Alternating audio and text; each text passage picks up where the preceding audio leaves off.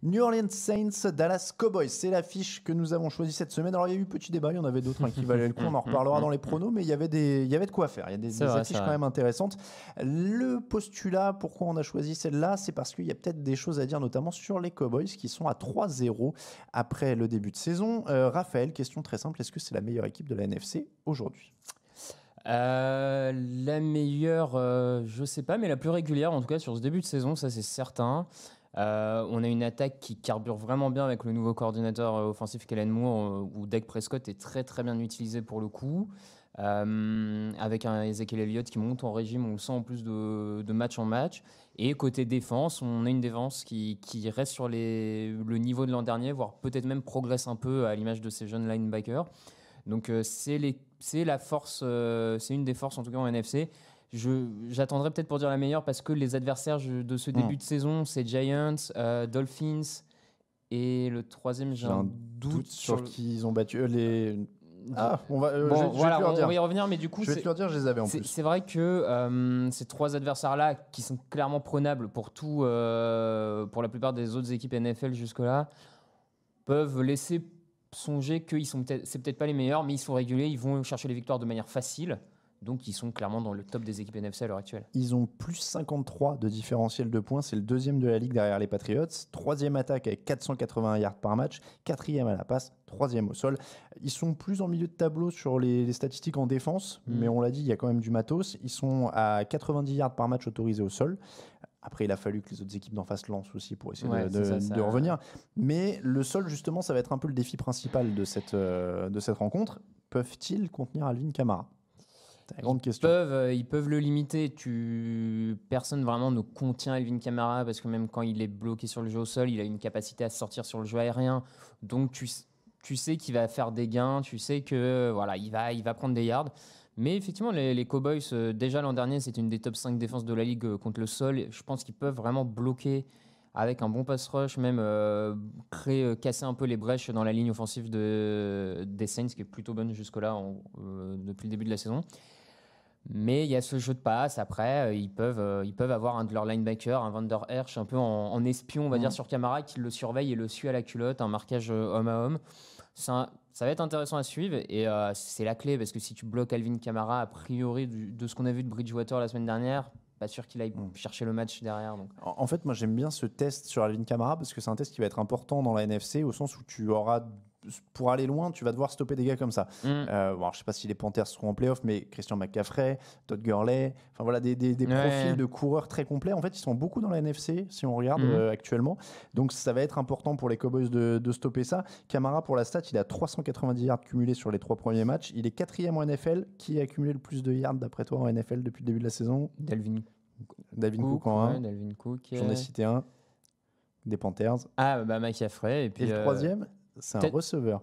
Receveur. Keenan Allen. Il a sorti un très bon match la semaine dernière qui a dû booster un peu. Donc, qui est 3e au yard cumulé, mais du coup avec que des réceptions en fait. Ouais. Donc c'est aussi ça. Donc tu disais, je pense que ça va être la tactique de toute façon, tu l'as dit, c'est se concentrer sur lui et voir si Bridgewater peut te battre. Ça va être un peu la tactique de tout le monde face aux Saints effectivement, actuellement. Je pense que c'est un peu Les Cowboys n'ont que 5 sacs pour le moment. Du coup, c'est quand même pas infaisable pour New Orleans. Il n'y a pas encore un gros pass rush. C'est bizarre de se dire que les Saints ont que la 22e attaque de la ligue. Pour le moment, statistiquement. Depuis 2005, ils n'ont jamais été en dehors du top 10 de la ligue sur les yards gagnés. Ils sont 22e pour l'instant. Alors évidemment, il y a les circonstances qu'il y a. Il n'y a pas de rubrique pour l'instant. Mais voilà, c'est une attaque qui est moins forte, clairement. Mais encore une fois, de l'autre côté, il n'y a que 5 sacs pour Dallas. Donc... Oui, tu as une ligne offensive qui effectivement peut, à mon avis, tenir le choc et va devoir le faire, notamment sur la partie, je pense vraiment pour le coup, ouvrir des brèches à Alvin Kamara, c'est quand même la clé. C'est une attaque qui peut avancer. Après, l'autre question, c'est aussi, je pense que c'est un test pour la défense des Saints et pour l'attaque des Cowboys quand même. Parce que, moi j'allais en venir là, c'est que c'est bien, c'est du test de partout. C'est-à-dire que, on l'a dit, ils n'ont pas joué des foot de guerre jusque-là. Mais moi, on se demandait s'ils sont les meilleurs ou pas. Tu disais plus réguliers, j'ai aussi l'impression plus complète. C'est-à-dire que bonne ligne, énorme coureur. Bonne escouade de cible. C'est ça. Parce que même Amari Jason Cooper, Witten a revu. En plus, c'est vrai, tu vois, j'allais même l'oublier. Mais Amari Cooper a déjà plusieurs touchdowns à son actif. Et Dak Prescott, c'est le Factor X. Je me demande s'il était Factor X dans le papier de preview de la saison. Possible, ça doit être possible. Mais il y a un vrai progrès. Il est à 9 touchdowns sur 3 matchs, alors que son meilleur total sur une seule saison, c'est 23. Donc il a déjà fait quasiment la moitié du chemin de sa meilleure saison. Non, il est sur des bases records pour lui, clairement. Bonne nouvelle, c'est sa dernière année sous contrat, donc il fait bien de se mettre en position pour ça. Tu crois qu'il nous ferait je vais pas dire une flaco, mais... je suis pas sûr que ce soit juste une question. Non, il y a un vrai progrès, c'est sa 4e saison. Voilà, il y a un vrai progrès. Et tu sens qu'il y a quand même un vrai impact du coordinateur offensif. Donc, c'est même pas tellement juste parce que cette année, il faut y aller. C'est toute la dynamique d'équipe, beaucoup plus de play action, de motion, de mouvement vraiment avant les snaps. Ça devient une des attaques très sympas à regarder dans cette ligue. Parce que avant le snap, ça bouge dans tous les sens du côté des Cowboys, des receveurs qui reviennent sur l'intérieur de la ligne, les tight ends enfin bref, il se passe beaucoup de choses. Donc, New Orleans est 30e contre la passe avec plus de 300 yards autorisés en plus. C'est ce qu'on avait remarqué dans les fiches d'avant-saison. On avait tous noté la potentielle faiblesse du backfield défensif des Saints avec un cornerback numéro 2, Eli Apple, qui n'est pas forcément rassurant. Enfin, donc la stat ne m'étonne pas. Et elle risque d'être assez dommageable pour la suite de la saison. Donc, ça risque d'être compliqué. Clairement. Je disais, Amari Cooper, c'est déjà 4 touchdowns de chercher le chiffre. 16 réceptions, 238 yards. Et puis tu rajoutes Ezekiel Elliott plus Tony Pollard qui écrase tout au sol. Donc clairement, Dallas est favori de ce match. Oui.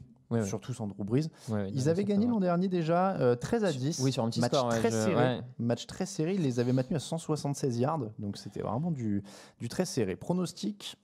Les Cowboys, on l'a dit, pour plusieurs raisons, qui ont l'air bien plus réguliers en ce début de saison. Moi, honnêtement, je suis vraiment en confiance sur cette équipe de Dallas. Si là, ils font un match complet, abouti, je pense qu'on n'est pas loin de... Je pense qu'on peut dire qu'en tout cas, sur l'instant T, c'est la meilleure équipe de la NFC. Ils sont complets, ils sont réguliers. Ça le sera, et c'est pas loin. Pour le moment, ils sont épargnés par les blessures. Aussi. Ça sera pas loin d'être le favori en NFC. On verra d'ici la fin de saison. Mais... Dallas, les autres pronostics, c'est juste après ça.